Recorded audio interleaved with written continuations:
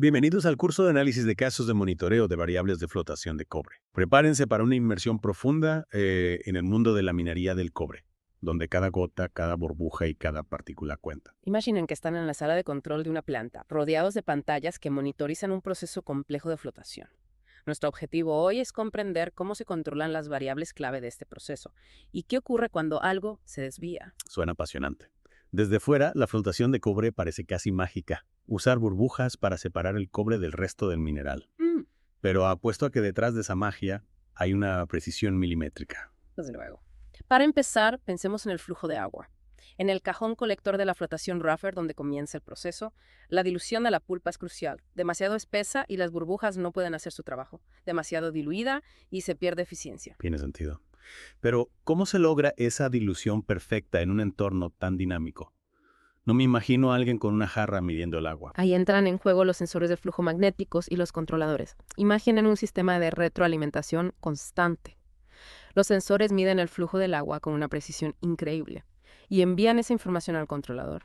Este último, a su vez, ajusta las válvulas que regulan la entrada de agua al cajón colector. Ya veo, es como un baile sincronizado entre sensores, controladores y válvulas. Baja. Pero, si hablamos de precisión, el pH debe ser otro factor crítico, ¿verdad? Totalmente. El pH de la pulpa debe mantenerse dentro de un rango muy específico para que los reactivos de flotación funcionen correctamente. Si el pH se desvía, esos reactivos no pueden enganchar el cobre a las burbujas de aire y se pierden en el proceso. Es decir, que el pH no es solo un número.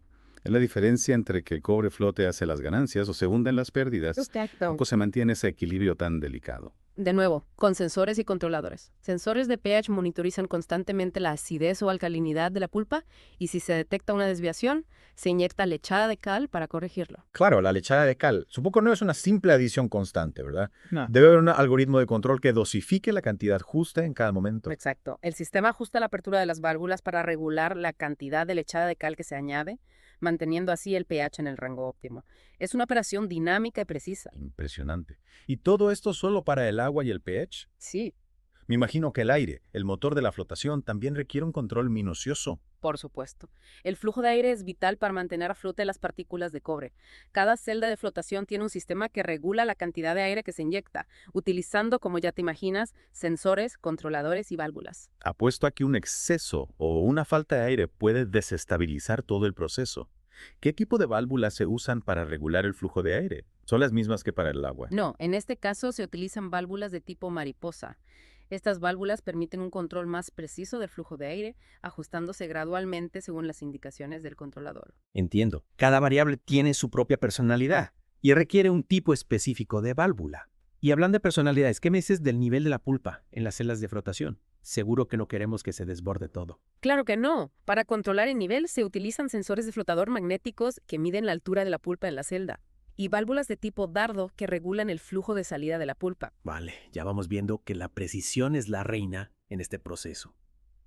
Pero hasta ahora hemos hablado de variables individuales. ¿Cómo se coordinan todas estas variables para que la planta funcione como una orquesta afinada? Esa es la clave, la interconexión de los lazos de control. Por ejemplo, el flujo de agua en el cajón colector no solo afecta la dilución de la pulpa en esa etapa, sino que también tiene un impacto en la densidad de la pulpa que alimenta los citrociclones de remolienda. Ajá.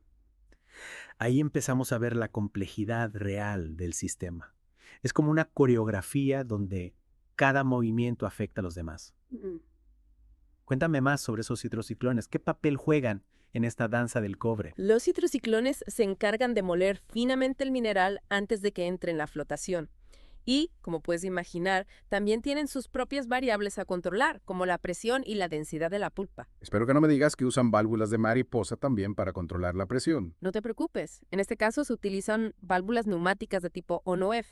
Son más robustas y adecuadas para manejar las altas presiones que se manejan en los citrociclones. Claro, tiene sentido. Pero ahora me pica la curiosidad, ¿cómo se controla la densidad de la pulpa en los hidrociclones? Añadiendo más agua. Exacto, mediante la adición de agua. Pero no de cualquier manera. Se utilizan medidores de densidad, a menudo de tipo nuclear, para monitorizar la densidad de la pulpa en tiempo real. Nuclear. Eso sí que suena a tecnología de precisión. No hay riesgo con ese tipo de medidores. Para nada. Son completamente seguros y muy precisos para esta aplicación. La información de densidad se envía a un controlador que regula el flujo de agua que se añade a la pulpa, ajustando la apertura de una válvula de control. Es increíble la cantidad de tecnología que se esconde detrás de un proceso que a simple vista parece tan sencillo como soplar burbujas. Efectivamente. Y cada uno de estos elementos, desde el sensor más pequeño hasta la válvula más grande, juega un papel fundamental para asegurar la máxima recuperación del cobre. Es fascinante. Creo que ya tenemos una buena base para entender cómo se controlan las variables individuales. Pero, ¿qué te parece si en la próxima sección nos adentramos en cómo interactúan estos sistemas entre sí? Me parece una excelente idea. Ahí es donde realmente se pone interesante la cosa. Estoy deseando. Retomemos nuestra inmersión en el mundo del control de variables en la flotación de cobre. Como decíamos, la clave está en la interconexión de los lazos de control. Cada variable, por sí sola, ya es un pequeño desafío. Pero cuando las juntamos todas, bueno, ahí es donde la experiencia y la pericia del operador se ponen a prueba. Y no me refiero solo a mantener cada variable en su punto óptimo, ¿verdad? Es entender cómo un cambio en una parte del proceso puede afectar a otra que aparentemente no tiene nada que ver. Exacto. Pongamos un ejemplo.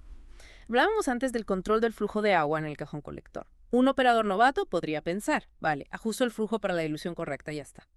Pero un operador experimentado sabe que ese flujo también afecta a la densidad de la pulpa que llega a los hidrociclones. Claro, si el flujo de agua en el cajón es más alto de modo normal, la pulpa que llega a los hidrociclones será más diluida. Y eso puede afectar a la eficiencia de la molienda, ¿no? Precisamente. Ya. Por eso, el controlador de la densidad no solo recibe información del medidor de densidad, sino que también tiene en cuenta el flujo de agua proveniente del cajón colector. Es una especie de visión global del proceso. Entiendo. Es como si los controladores hablaran entre ellos para coordinar sus acciones. Es una buena analogía. Y esta comunicación entre lazos de control se da en muchos puntos del proceso. El pH en el cajón colector, por ejemplo, también puede afectar al pH en las etapas posteriores de limpieza. Ahora que lo mencionas, me surge una duda. Si el objetivo es mantener un pH óptimo en cada etapa, ¿no sería más fácil tener un sistema de control independiente para cada una? En teoría sí. Pero en la práctica eso generaría más problemas que soluciones. Imagina que cada etapa ajusta su pH sin tener en cuenta las etapas anteriores. Podríamos acabar con un sube y baja del pH que desestabilizaría todo el proceso. Claro, tendría sentido que los controladores de pH de cada etapa sepan qué pH trae la pulpa de la etapa anterior. Exacto. De esa forma se pueden realizar ajustes precisos y evitar fluctuaciones bruscas. Es un equilibrio delicado pero esencial para la eficiencia de la flotación. Y hablando de equilibrio, ¿qué ocurre cuando se rompe? Imaginemos que una variable se desvía de su rango óptimo. ¿Cómo se diagnostica y se corrige el problema? Bueno, ahí entra en juego la pericia del operador, lo que llamamos troubleshooting. Es como una investigación detectivescas. Hay que observar las señales, analizar las posibles causas y aplicar la solución adecuada. Pongamos un ejemplo concreto. Digamos que el pH en el cajón alimentador de las celdas de primera limpieza está demasiado bajo. ¿Cuáles serían los primeros pasos del operador? Lo primero, por supuesto, es confirmar que realmente hay un problema. Hay que verificar las lecturas del sensor de pH y del controlador. A veces, un fallo en un sensor puede dar una falsa alarma. Supongamos que el sensor está bien. Y el pH realmente es bajo. ¿Qué se revisa después? El siguiente paso es comprobar el lazo de control. Hay que verificar si la válvula dosificadora de lechada de cal está recibiendo la señal correcta del controlador y si está respondiendo adecuadamente. Imagina que la válvula también está bien. ¿Qué otras posibilidades hay? En ese caso, habría que revisar la línea de suministro de lechada de cal. Podría haber un problema con la bomba, con la concentración de la lechada, o incluso una obstrucción en la tubería. Ya veo. Es como un rompecabezas donde cada pieza puede ser la clave para resolver el problema. Y como en todo rompecabezas, la paciencia y el método son fundamentales. Exacto. Un buen operador no se precipita. Analiza, comprueba, descarta posibilidades, hasta dar con la causa del problema.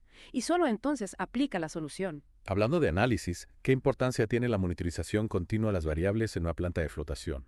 Me imagino que no se trata solo de controlar, sino también de observar el proceso. La monitorización continua es crucial, no solo para detectar y corregir desviaciones puntuales, sino para tener una visión global del comportamiento del proceso a lo largo del tiempo. Nos permite identificar tendencias, anticipar posibles problemas y, en definitiva, optimizar la flotación.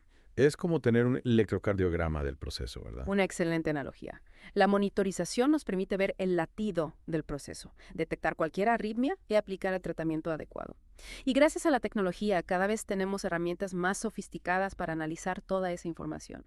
Me imagino que con la cantidad de datos que se generan en una planta de flotación, el software juega un papel fundamental. Sin duda. Los sistemas de adquisición de datos y el software especializado nos permiten visualizar, analizar y gestionar la información de manera eficiente. Y con la llegada de la inteligencia artificial, las posibilidades de optimización son aún mayores. Es apasionante ver cómo la tecnología está transformando la minería. Parece que estamos solo arañando la superficie de lo que es posible. Pero antes de adentrarnos en el futuro de la flotación, me gustaría. Hemos hecho un recorrido impresionante por el funcionamiento interno de una planta de flotación de cobre. Desde controlar el flujo y el pH hasta dominar la compleja interacción entre los lazos de control, no hay duda de que la precisión es la clave para una operación exitosa. Pero si tuviéramos la oportunidad de diseñar una nueva planta desde cero, con la tecnología más avanzada, ¿qué otros aspectos podríamos monitorizar y controlar para llevar la eficiencia a un nuevo nivel?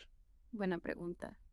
Además de las variables que ya hemos discutido, me enfocaría en un aspecto que a veces se pasa por alto: la granulometría del mineral, es decir, el tamaño de las partículas. Claro, tiene sentido. Supongo que si las partículas son demasiado grandes o demasiado pequeñas, la flotación no será tan eficiente. Pero, ¿cómo se puede monitorizar y controlar el tamaño de cada partícula en un flujo continuo de material? Ahí es donde entra la tecnología. Hoy en día existen analizadores de tamaño de partículas en línea que nos permiten medir la granulometría de la pulpa en tiempo real. Imagínate, un flujo constante de información sobre el tamaño de las partículas, lo que nos permitiría ajustar la operación de los molinos en tiempo real para obtener la granulometría óptima. Eso sí que es un control fino del proceso. Ajustar los molinos sobre la marcha para asegurar que cada partícula tenga el tamaño perfecto para una flotación óptima. Es como tener un chef controlando el grosor de cada grano de pimienta en una receta. Esa es una excelente analogía. Y no se trata solo de la tecnología de monitorización. También estamos viendo avances en los reactivos de flotación. Imagina reactivos inteligentes que se adapten a las características del mineral en tiempo real, maximizando la recuperación del cobre. Es fascinante. Parece que la combinación de sensores, software inteligente y reactivos avanzados está abriendo un nuevo capítulo en la historia de la flotación de cobre. ¿Qué consejo le darías a alguien que se inicia en este campo ansioso por formar parte de esta revolución tecnológica? Le diría que nunca deje de aprender. La tecnología avanza a un ritmo vertiginoso, por lo que la curiosidad y la formación continua son esenciales, que se sumerja en los foros, que asista a congresos, que no tenga miedo de experimentar, y sobre todo que disfrute del desafío de optimizar un proceso tan complejo y vital como la flotación de cobre, porque al final del día no solo estamos recuperando un metal, estamos construyendo un futuro más sostenible. Un consejo muy inspirador.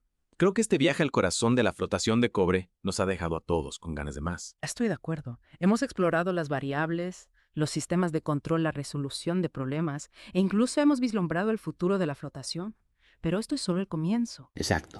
Y a ti, querido oyente, te invitamos a seguir explorando este mundo fascinante. Recuerda, detrás de cada burbuja, detrás de cada sensor, detrás de cada ajuste, hay una historia de ingenio, de ciencia y de pasión por la minería. Hasta la próxima.